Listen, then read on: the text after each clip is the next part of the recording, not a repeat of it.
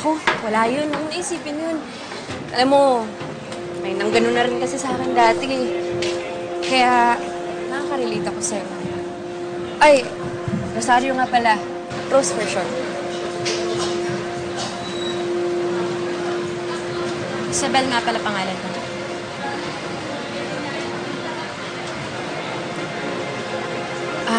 Alam mo, dito sa loob, kailangan mo talaga ng kakampi.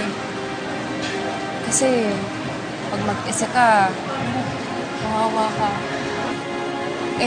Alam mo, matagal na kita nakikita dito, ah. Pati na nga lang, hindi ka sumali dun sa grupo ni Mayora. Walang hiyayin siya kami nagamit ka. Buti na lang pala hindi ako sumama sa kanila. Buti na lang talaga. Pero, kailangan mo pa rin ng kabagang dito sa loob.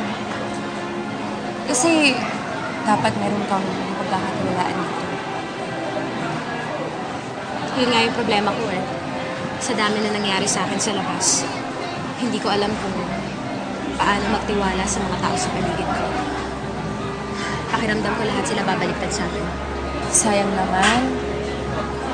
I-offer ko pa naman sana na maging magkaibigan tayo. Magkakampi. Kasi mag-isa na lang ako dito eh. Yung mga grupo ko, kalaya. Sorry, Rose, ha?